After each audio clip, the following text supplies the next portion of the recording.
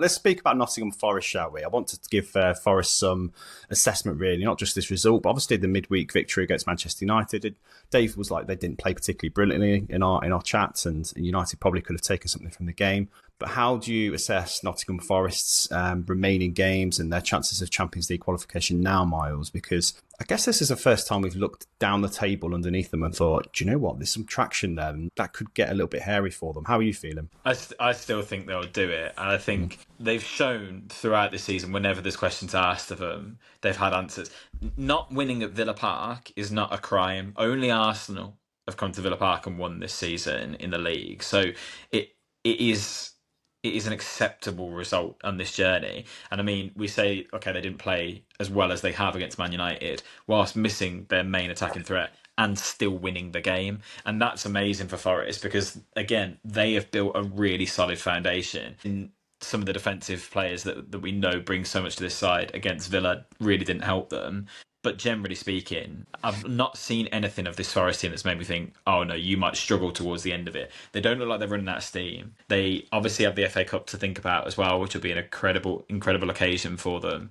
And I do think, although the gap is getting smaller, we'll see it too inconsistent to really pose a massive threat. Because what you're relying on is, are the teams below them going to pick up more points than Forest? Forest might drop points. That's fine. But so will the teams underneath them. Newcastle definitely are the ones that are the biggest threat, I think. But there's two spaces.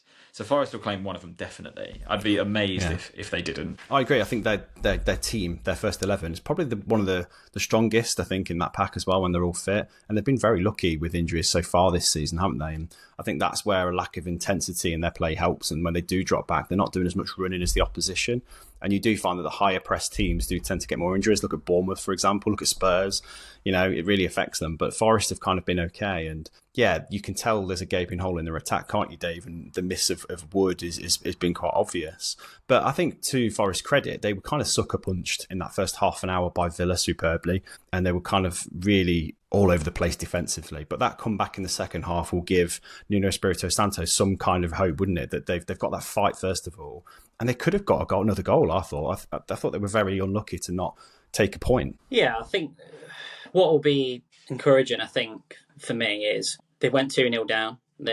And if we're being honest, it looked like Villa could probably run away with it at the point. But they had a reaction and obviously had those two really good opportunities in Elanga. That brilliant run, we thought he was going to do it again, but it just couldn't quite get the shot on target. And Hudson-Odoi obviously had that good opportunity as well. And you thought if one of those go in, it could have changed the momentum of the game. But I think in the second half, I think it would have been encouraging. I think the display that they showed, I thought they managed to dominate periods of the play, really put a lot of pressure on Villa, and Villa just really struggled to kind of play out their usual way they would. I know Miles said they obviously were comfortable with letting Forest have the ball. But if you listen to what Emre said after the game, he said he wasn't happy with the second half performance. Tactically, they need to be a lot better.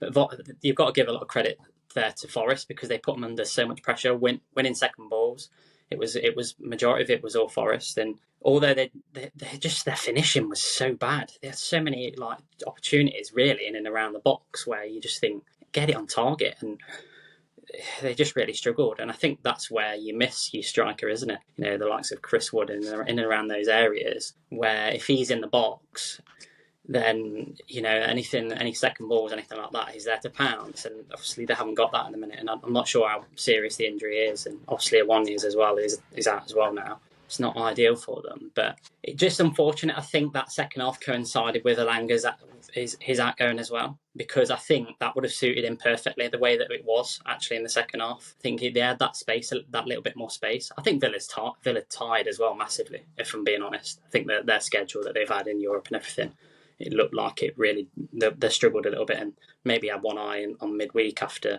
going 2-0 up. We'll leave it there. Can I just say their goal as well made me laugh so much because Villa stopped playing because it was like they were confused. They thought Jota had done the defending for them. He robs the ball off, I think it's Anderson's toe, and you can see Martinez and Contra are like, wait, what?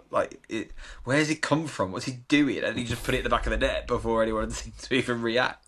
Dave's right, though. They the lack of a clinical nature. Like, I think it was Williams at one point. Yeah. Has the shot inside the box that I was convinced was in the back of the net. And there was a lot of that. So when Dave was saying to me, like, oh, Forest have had a lot of chances, I thought, yeah, but I didn't feel that worried by any of them because they just didn't seem to be able to find a target. I think Martinez only made 2 saves, maybe 3 at push. So it wasn't a lot, really. So although they were knocking on the door, the quality of those chances just wasn't there, or the nature of the finish wasn't there. That would be the frustrating thing.